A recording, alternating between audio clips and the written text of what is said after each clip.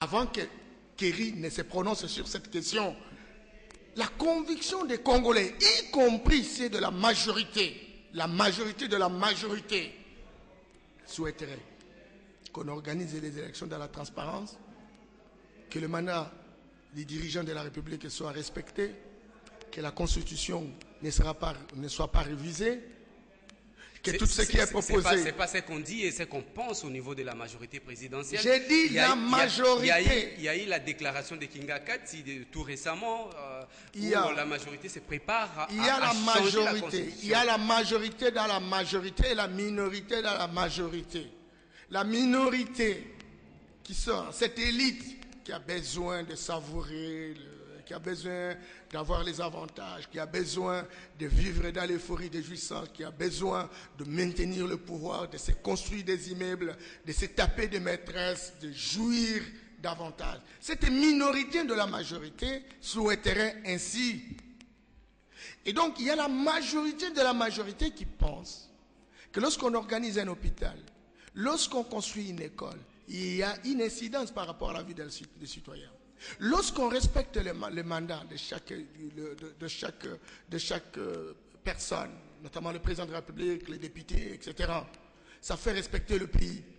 Lorsqu'on est dans les normes, ça crédibilise davantage notre pays.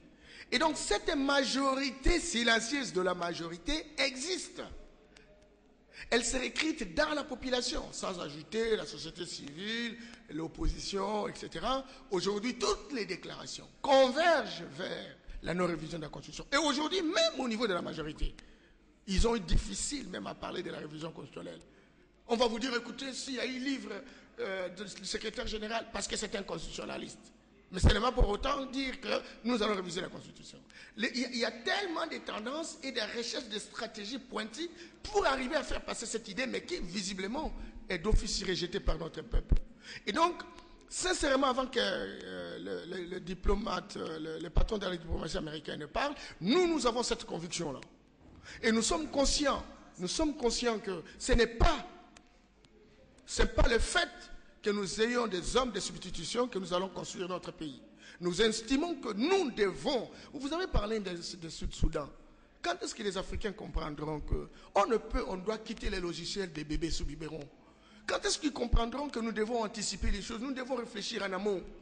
Qu'est-ce qui empêche aujourd'hui, par exemple, la majorité, le PPRD et ses alliés, la mouvance présidentielle, de comprendre qu'il y a des règles de jeu? Moi, je ne voudrais vraiment même pas faire un procès parce que je n'ai jamais entendu le président dire qu'il va franchir la ligne rouge. Quand j'entends Minakou, quand j'entends Mende, tous veulent respecter la Constitution. Je dis, mais pourquoi on en fait un débat? Alors, si on en fait un débat, semble-t-il qu'il y a eu des points de divergence au niveau de Kinga Kati. Moi, je dis, non, arrêtez, vous, l'élite. Arrêtez, vous pouvez vivre autrement. Vous pouvez même vivre en faisant la politique et même en respectant naturellement les règles de jeu. Parce qu'aujourd'hui, l'opposition vit comment? L'opposition vit comment? Nous devons développer nos métiers de référence et nous devons considérer la politique comme étant un service. C'est très important. Et si on n'aura pas compris cela, à ce moment-là, nous aurons toujours besoin des patrons de la diplomatie américaine pour nous aider, nous là, pour que la race noire soit une race anormale. Moi, j'ai contesté cela. C'est comme ça que ce soit au sud du Soudan, que ce soit au Burkina Faso, que ce soit au Congo-Brazza, que ce soit au Congo-Kinshasa. J'ai dit, mais le moment est arrivé. J'ai beaucoup aimé quand j'ai suivi dans un documentaire le président Sassou Nguesso dire le 21e siècle, c'est le siècle des Africains. Effectivement, lorsque vous vous promenez en Afrique aujourd'hui, c'est un combat contre la pauvreté. On veut travailler 5 fois, 10 fois plus que ce qu'eux ont fait pendant autant d'années. Effectivement, le terrain devient fertile parce qu'effectivement, les Asiatiques entrent dans la danse. C'est une bonne chose. Mais moi, je crois qu'il faut que maintenant, comme on a vu au Sénégal, Ouadé qui a persisté bien entendu, mais à un moment donné, il a demandé, il a présenté félicitations au nouveau venu Macky Sall. Et il faut qu'on constate cela partout. J'ai vu Sam Nujoma, le président namibien, venir dans la liberté la plus totale. Il fut président de la République. C'est le père de l'indépendance. Je vois Kaunda, il est toujours là. Il est en Zambie. Regardez ce qui se passe par exemple en Tanzanie. Mais ça fait respecter ses États. Quand on voit un Tanzanien, on le respecte. On les respecte, simplement parce qu'il y a des normes, parce qu'il y a respect d'un certain nombre de choses, etc. Et moi, je pense qu'aujourd'hui, plus que jamais, et John Kerry a raison de dire que le président, il a encore de l'âge, etc. Il peut rester dans l'histoire et marquer l'histoire pour avoir posé un geste qui, visiblement, est accepté et souhaité par l'ensemble de notre peuple. C'est vrai que, bon, regardez Thabo Mbeki, il était en Afrique du Sud. Il avait l'armée, il avait le Parlement, il avait tout, il avait l'argent, il avait le pouvoir. Mais pourquoi a-t-il accepté de quitter le pouvoir? Parce qu'il y a eu des reproches.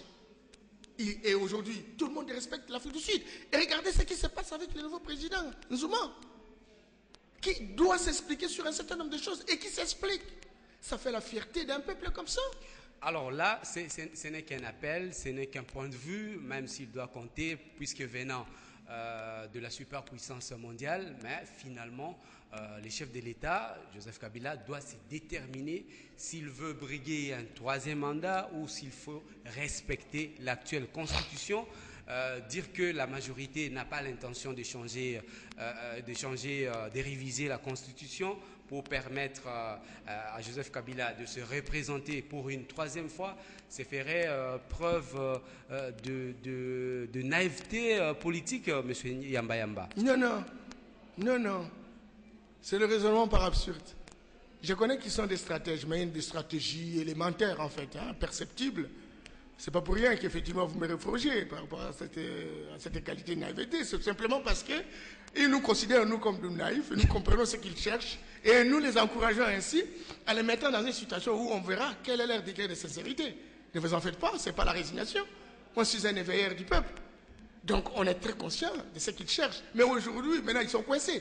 Et c'est là, justement, chers journalistes, que l'opposition doit se réveiller. L'opposition est entrée dans la distraction de la révision constitutionnelle. Aujourd'hui, les grandes puissances disent niet. Et s'il faut réviser, ce sont des dispositions souples. OK. Mais pas l'article 220. Voilà. Et donc, ça veut dire quoi? Ça veut dire en fait qu'ils sont en train de jouer sur des scénarios, et je vous l'avais dit un jour. Les scénarios de révision et les scénarios de faire couler le temps. Entre-temps, ils ont l'argent, entre-temps, ils ont les moyens, entre-temps, ils sont représentés à différents niveaux. Les moments venus, ils vont dire, bon, nous respectons les délais constitutionnels, comme on l'a fait en 2011, mais en y mettant un désordre organisé.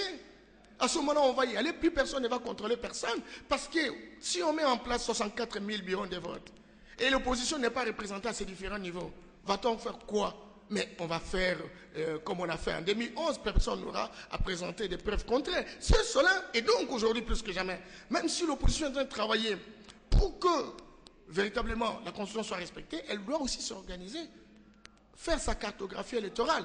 Beaucoup. Et cette cartographie électorale doit leur permettre de se mobiliser à travers le pays. Parce que la mouvance est en train de s'organiser. Jusqu'à un moment donné, on va dire, écoutez, bon, le chef ne va pas se représenter. Nous l'avons dit, allons aux élections. Entre-temps, l'opposition se retrouve dans une situation où elle doit aller. Mais avec qui et comment?